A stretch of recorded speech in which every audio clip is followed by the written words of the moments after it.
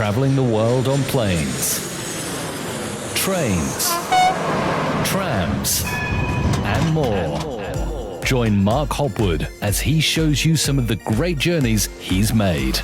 Let's travel to a whole variety of destinations. Remember to drop your comment below, like and subscribe, turn on the notification button, and never miss a video.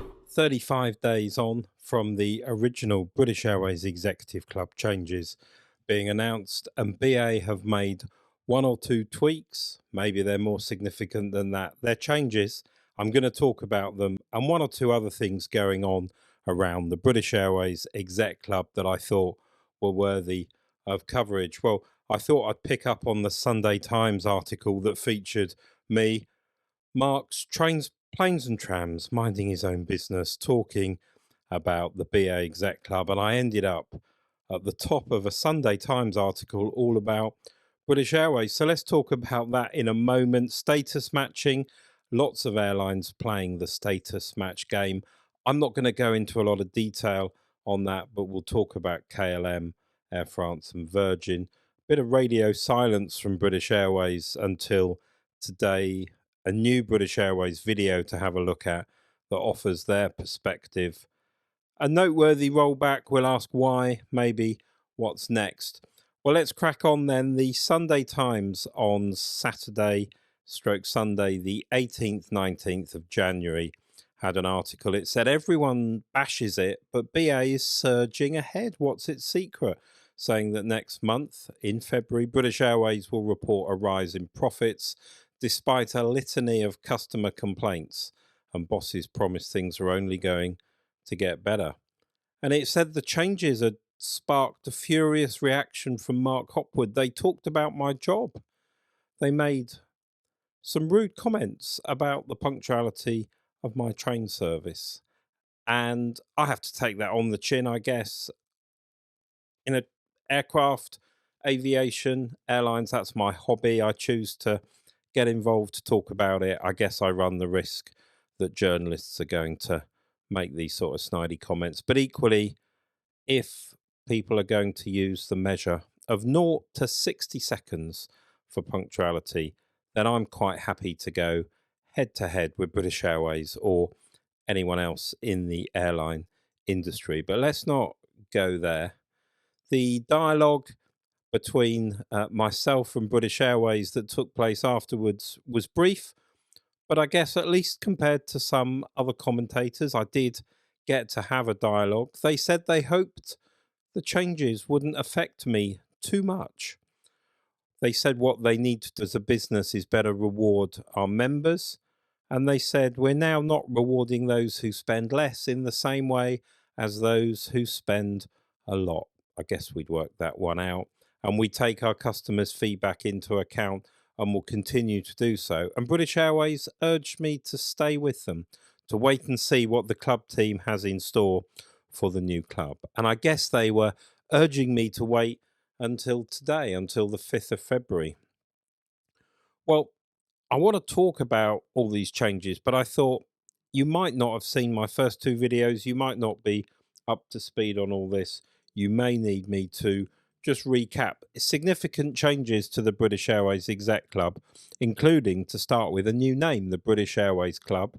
In the future, from the 1st of April in 25, you'll be earning tier points based on the pounds you spend, not on your flights or mileage flown, although that has just changed very slightly in some cases. It's going to reward big spenders, and there's some minor concessions around extra spend on things like seats and luggage, but also British Airways holiday spend. And I made the suggestion that the new club is really business, very wealthy only now in the gold tier. I think British Airways are pushing back against that, but I'm not so sure. Let's talk a little bit about status matching. Now, status matching is not new.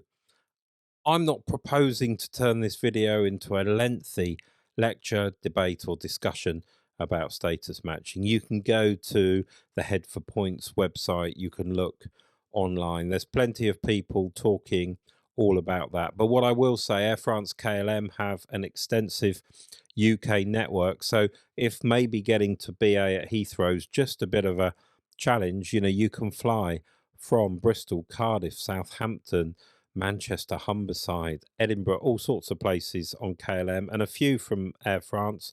They're only charging £99. It's a reduced rate to status match for all tiers from BA.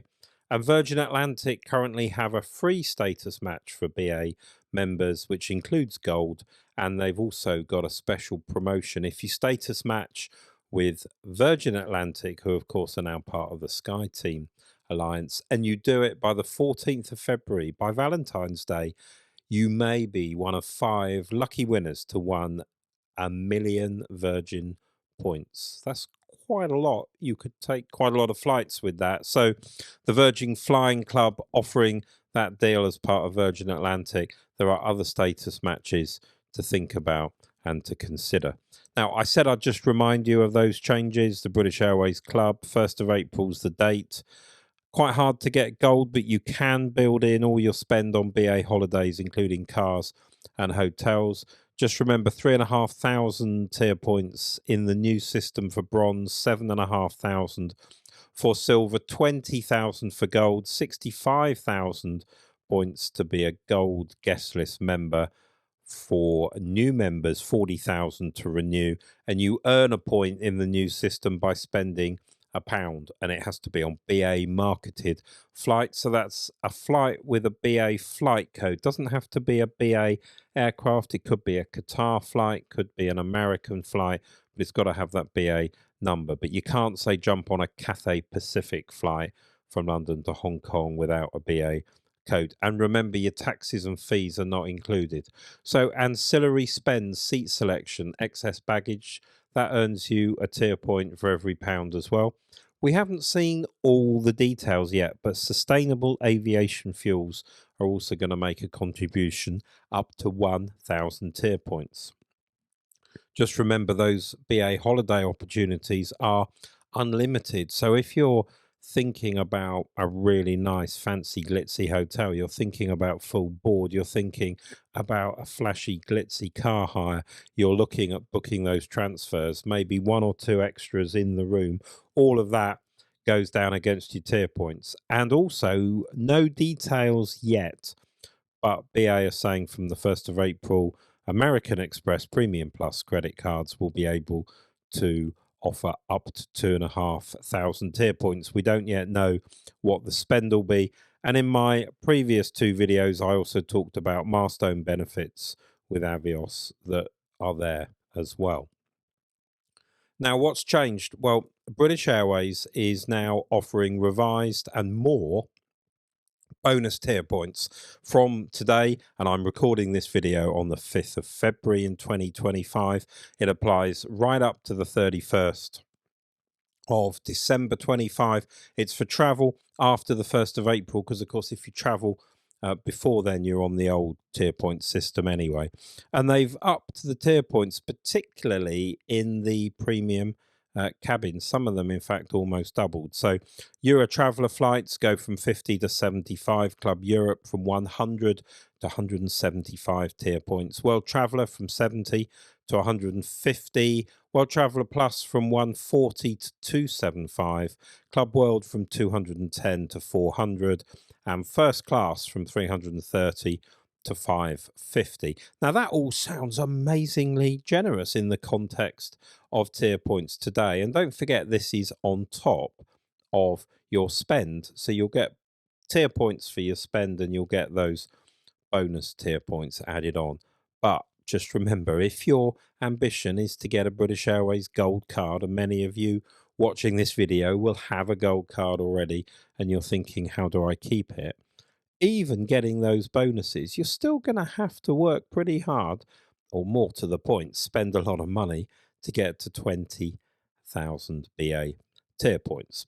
But BA have perhaps made it a little bit easier for some people. You know, if you can find a good deal with a first class flight, and that's going to get you 1,100 bonus tier points. Let's say the flight costs you 2,000 all of which is redeemable against the tier points. Then there's another 2,000. You'll potentially put that on your American Express card.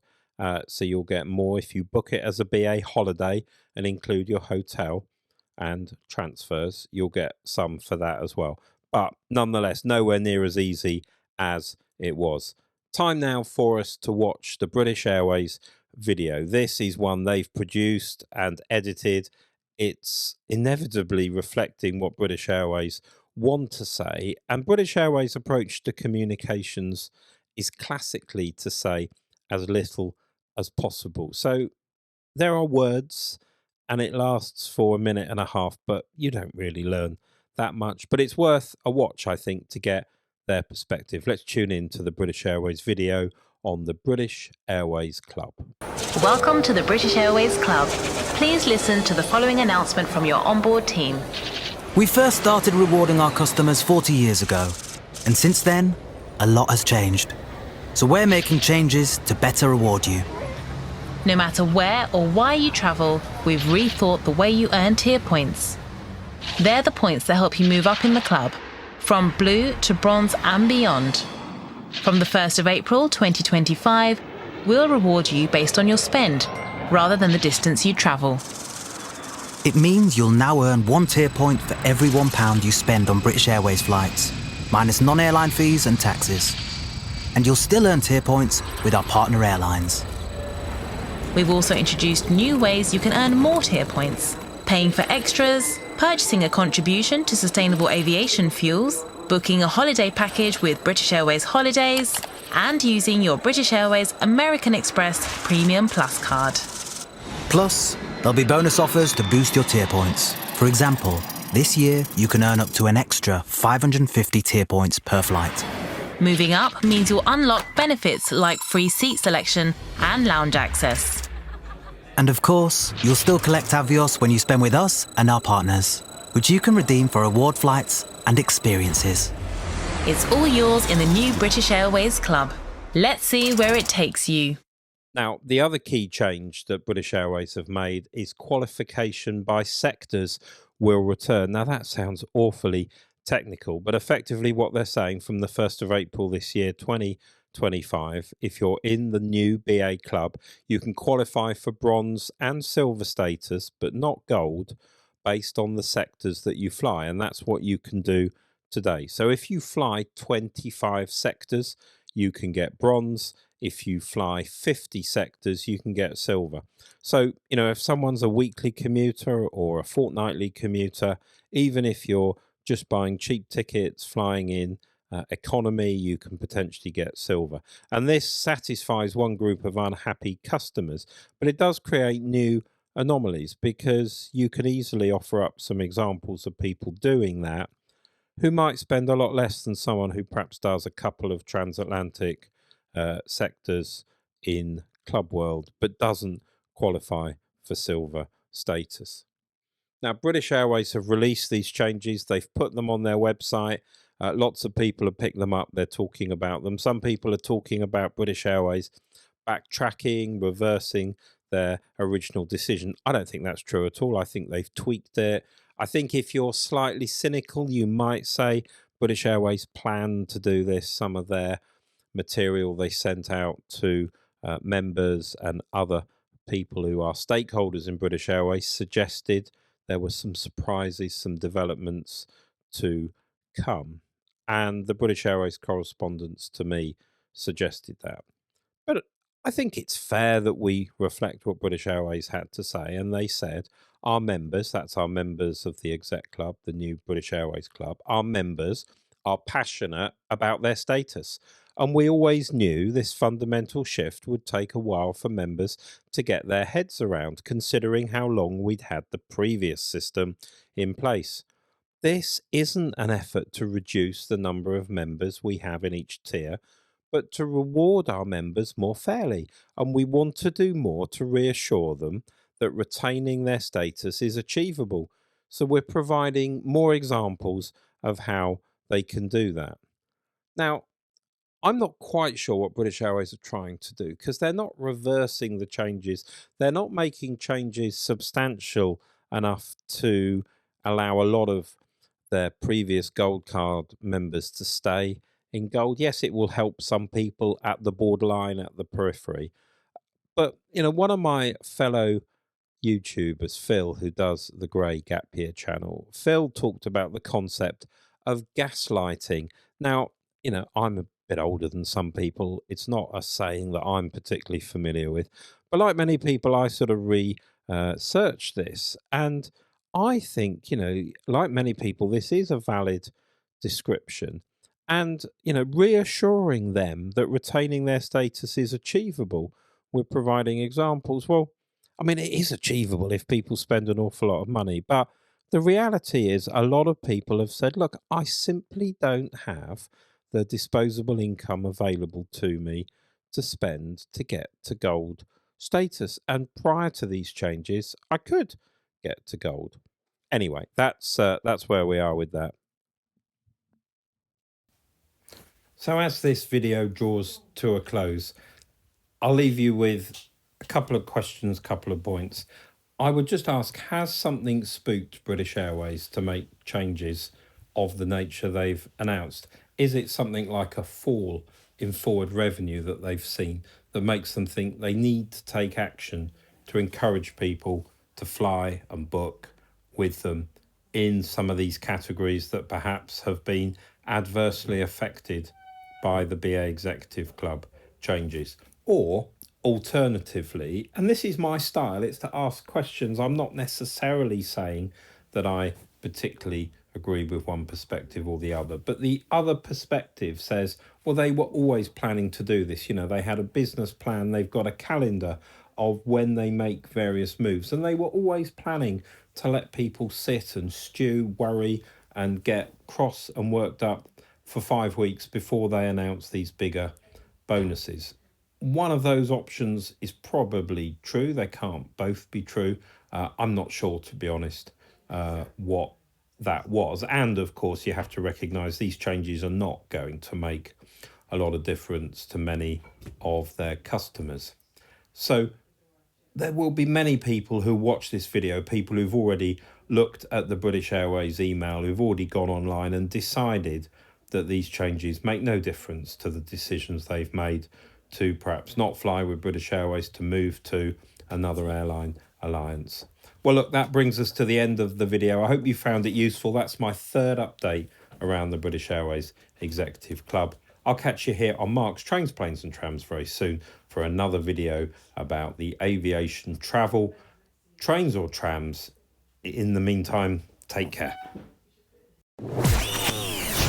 Thanks for watching. Don't forget to like the video, subscribe, and click the notification button so you don't miss any of the great trips Mark has coming your way on this YouTube channel.